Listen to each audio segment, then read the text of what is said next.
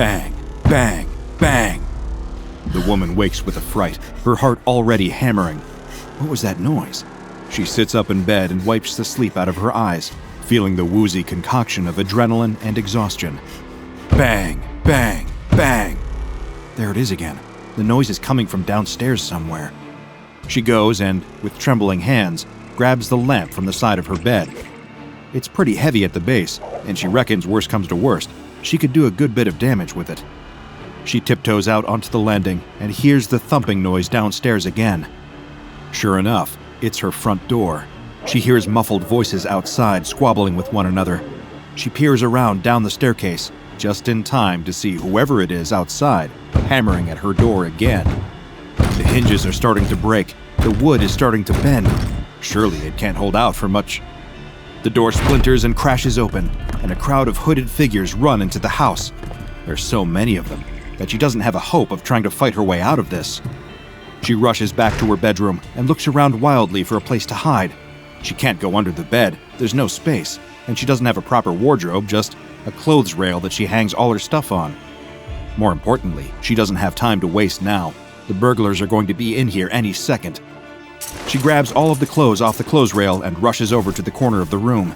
She curls up as small as she can in a ball and throws the clothes all over herself. Hopefully, the robbers will think that she's just a pile of dirty laundry and leave her alone. You can hear voices now amid the crashing sounds downstairs. It sounds like they're in her lounge, going through her Blu-ray collection. Why on earth would they be wanting to look at her Blu-rays? Surely they could just grab the TV and the consoles and run out the door. That's where the real value is. The voices are getting louder and louder, with real notes of frustration. It doesn't sound like they're robbing the place. It sounds like they're looking for something. Like they've come here searching for something specific. But what could they possibly be after? She's not rich. If anything, she's pretty broke. The door to her bedroom flies open, and a group of people fills her room. This isn't just a smash and grab with a couple of individuals. There must be well over a dozen people in her house right now. She holds her breath and does her best to stay as still as possible. Peering out through the small gap in the clothes, she tries to make out who it is that's ransacked her place. And to her surprise, she realizes they're not a group of thugs at all. They're teenagers. None of them look much older than 15. They're all dressed in hoodies and trying their best to cover their faces, but it's obvious from how big they are, they're just kids.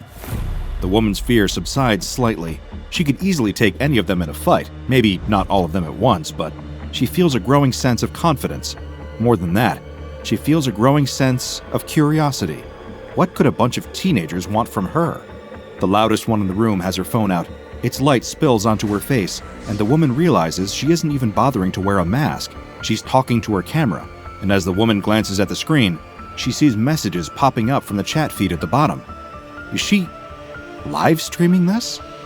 As if she's heard her thoughts, the girl proudly announces, "That's right, it's your girl Loopy Hunter coming in right now. We're going out live on Twitch, YouTube, TikTok, and Insta. I've got my boy Sparkles downstairs raiding the hard drive, but I'm up in the bedroom right now looking for a laptop."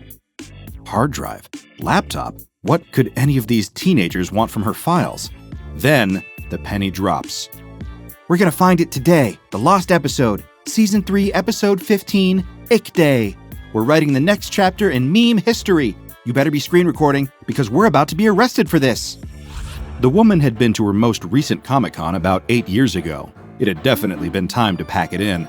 The 4 days that she was there, sitting at her booth with stacks of photos ready to sign, she'd had a grand total of 7 people come by. There's nothing more disheartening than watching your popularity steadily dwindle and not really having an answer for it. LoOpy LiLLy had been a flash in the pan. Everyone in the team had known that, except the top execs. It just so happened to catch a zeitgeist. It aired at just the right time on Saturday morning and featured the voice work of the young actress who would go on to be a Disney Channel star. The success of the show wasn't necessarily based on the strength of its writing, but success was success, and the woman had enjoyed it while it lasted. She got to move to LA for the start of Season 2, and wrote every episode up until the 3rd season, where they fired the original staff to go in a different direction. Safe to say there would be no further seasons for a reason. Still, she couldn't resent it too much. For a few glorious years, she'd got to live her dream of being a successful writer in Hollywood. Sadly for her, most of the money had dried up, but she just about managed to scrape together enough for a modest house in the Midwest where she could live on her own and take nice walks in the country. As far as she was concerned, LoOpy LiLLy was long behind her. That was at least until she became a meme.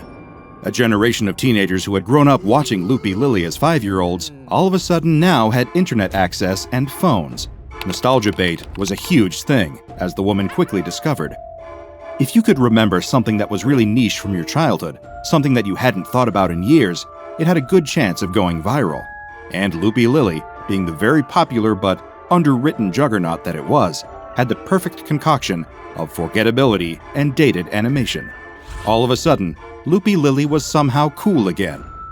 The woman had to admit she didn't get it. She put on a couple of old episodes out of curiosity, but found that it was even worse than she'd remembered. If anything, she was a bit embarrassed to have had a hand in writing it. But all these teenagers online were going nuts about it, and at the height of the meme was Season 3, Episode 15, Ick Day.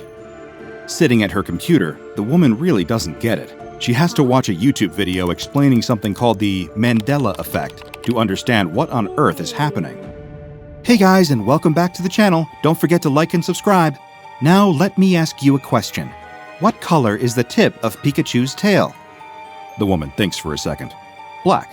Pikachu's got a tail that's yellow at the base and then black or brown at the tip. You're wrong. It's yellow. Huh? Another question. What does Snow White say to the mirror on her wall? Well, that's an easy one. She can picture the scene from the movie in her head now. Mirror, mirror on the wall, who's the fairest of them all? Well, I'm afraid you're wrong again. She actually says, magic mirror on the wall, who's the fairest of them all? The woman sits back in her chair and crosses her arms. That's strange. What you're experiencing there is a phenomenon known as the Mandela effect. It's a kind of group misremembrance. For some reason, there are certain events and moments in history that a large number of the population remember in a factually incorrect way. The phenomenon gets its name from a study that found that a number of people believed that Nelson Mandela died in prison in the 1980s. Many of them could recount in fair detail seeing his widow giving a speech on television and watching extensive news coverage about the event, even though Mandela actually died in 2013. In fact, the reason you're probably watching this video right now is that there seems to be a new Mandela effect taking the internet by storm. Ick Day, Episode 15 of LoOpy LiLLy's 3rd season.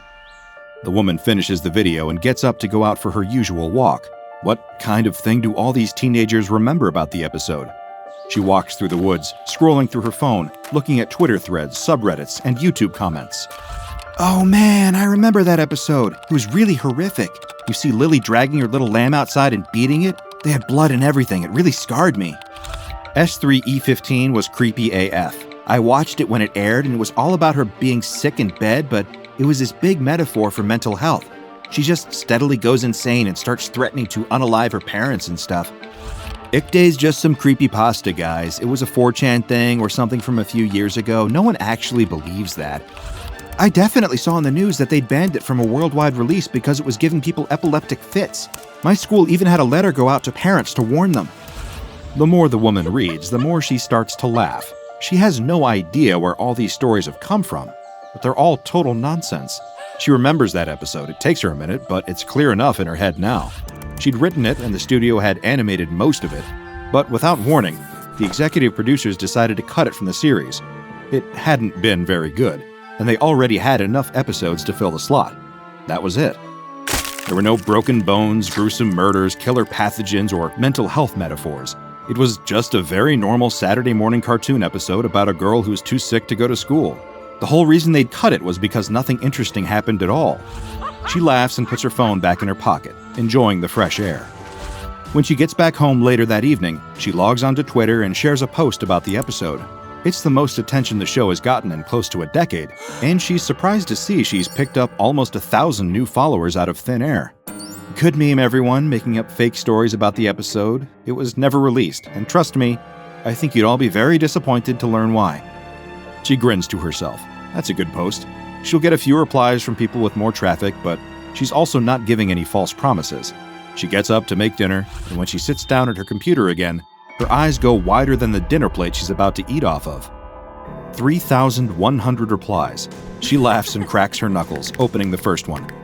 Exactly, thank you. I always said it was pulled for being too violent, and now I have proof. Okay, clearly that person hadn't read what she'd written at all. She ignores it and goes on to the next. At Bacon's Forever, at Cash339. See? I wasn't making up that seizure. Defo happened. What is going on? The woman looks back at her original tweet to make sure that she hadn't left in some stupid typo or phrased anything awkwardly. But no, it was clear as day. What was everyone doing? It's like they'd read something totally different from what she'd written. She starts to go through and reply to people, clarifying her original point and trying to make sure that she isn't being misrepresented at all. But all the while, more and more tweets are flooding in replying to her, with each person somehow confirming their own previously held beliefs. A few of them even quote parts of her tweet that weren't originally there. Is she going crazy? Has she lost command of the English language? She goes across to Reddit and finds a similar thing happening almost straight away. Someone shared a screenshot of her tweet, and all the comments underneath are interpreting it in totally different ways. Sighing, she makes a Reddit account so that she can start replying to all of these people to clear up any confusion. Hours go by, and before she realizes it, it's almost 2 in the morning, and she is absolutely furious. The more she tweets, posts comments, and replies, the more frustrated she feels. Nobody is listening to her. It's like an elaborate game of telephone where everyone seems to fall apart after just the second person in the line. She reads one particularly disconcerting comment. "We're gonna find your address and come and get the proof you've been promising. The hunt for the missing episode is almost over." Deciding that she's done with the internet, potentially forever if she can manage it, the woman logs off and takes herself off to bed. Hiding under the pile of clothes in the corner of her room, the woman couldn't do anything but watch as the teenagers found her laptop and yanked the screen open unceremoniously. It was password protected, and much to her relief, none of the teenagers had any clue what the password could be. "Come on, hurry up. We need to show the world once and for all that LoOpy LiLLy was really a ploy to take down the Catholic Church." "Exactly. It predicted COVID years ago to a T." "I know, right? Can't wait for the scene that the KGB plays to torture their hostages." It's like all of these kids are speaking different languages to one another. Not one of them seems to remotely understand what the others are saying, so obsessed with their own theories. "Maybe she's written the password down somewhere. I'll check through the notebooks. You check through the pockets of her clothes." The woman's stomach sinks. What looks like a 14-year-old boy starts to walk over to her hiding spot. There's nothing for it. The woman leaps to her feet, throwing the clothes off her in what she hopes is an intimidating display of power. In reality, a pair of her boxers get stuck on the top of her head and flap around awkwardly as she shouts. She tells the kids that the police are on their way. That would have been a good idea. And that they need to get out of her house this instant. For a second, they all stand in stone silence. Then smiles break out across all of their faces, and they rush over to her excitedly. "I knew it! I knew you'd pulled the episode yourself for fear it would overshadow the rest of the show.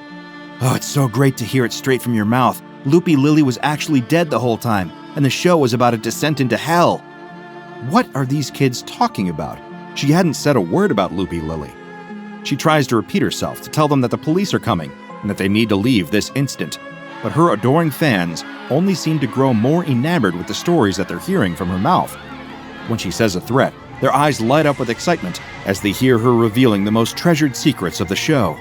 She tries to physically usher them out of the house. She can't hit them, obviously, because they're kids, but she does her best to push them and herd them toward the door, leading them out into the street. They just crowd around her on the sidewalk, asking more and more questions, not listening to a word she has to say. The woman can do nothing but stand there helpless. Does anyone in the world understand her anymore? But then, she catches glimpses of their phone screens. Heart emojis flood the chats. 600K viewers on one phone, 1 million on another. The whole world is watching her. And they're all loving what she has to say. Anytime she talks, fresh waves of messages fill the chats, and a dozen voices around her call out in surprise and joy. Before she can stop it, a smile spreads across her face, and she opens her arms wide, beginning to tell the crowd the story of LoOpy LiLLy right from the start. KETER Class SCPs are the ones that are hardest to contain. Its members can range from problematic teleporters to veritable world-destroying nightmare creatures. SCP-5019 falls into the same classification, but hopefully poses virtually no threat to the existence of humanity. The reason why it is in this class is that despite the Foundation's best efforts, it seems virtually impossible to contain. Foundation web crawlers scour the internet day in and day out, tracking any website or thread that mentions the TV show LoOpy LiLLy. Previous attempts have been made to suppress any mention of the show, but this has proven ineffective. IP addresses and those talking about the show are tracked, and agents are deployed to administer amnestics to the users who make the initial reference. This is one of the rare instances where the Foundation's amnestics have proven totally ineffective. No matter the dosage or strength, subjects will not forget about LoOpy LiLLy. Specifically, they will not forget Season 3, Episode 15, Ick Day. Dubbed the Lost Episode by many, this episode was never officially aired. There's no record of its broadcast in any country, and no copies of the episode itself have ever been recovered. And yet, a large proportion of this show's target demographic recalls something about the episode. Recollections vary from individual to individual, with the common traits being that the episode was censored, destroyed, made up, or only broadcast once. Many individuals report quite extreme reasons for the episode's status, citing excessive violence, explicit content, darkness, or other disturbing elements. Other individuals believe that it doesn't exist at all, and is part of a wider conspiracy made up by trolls online, or is even connected to various government-level conspiracy theories. The truth is quite simple. Ick Day was never released. It was written and mostly animated, but was cancelled prior to release by the studio. The lead writer, Nicola Myers, referred to here on out as POI 5019, has explained on numerous occasions the unremarkable backstory of the episode. Those unaffected by SCP-5019 believe the same. They have a recollection of Season 3, Episode 15, never making it to air for unremarkable reasons. And yet, those affected by SCP-5019 seem unable to comprehend any attempts to explain this. Not only do they fail to understand what the other person is telling them, they actively believe that the person is reinforcing their own beliefs. It appears that a large number of people online who engage in discussions about the lost episode believe that all of their peers are agreeing with their viewpoint, even when they are explicitly stating the opposite. As confusing as this is, the Foundation believes that this does not pose a significant threat to the general population. It does make you wonder, though, is there really any truth to anything you see online? Check out the DrBob Patreon and become a junior researcher today. Now go and watch another entry from the files of DrBob, like SCP-1432, Doll DVD.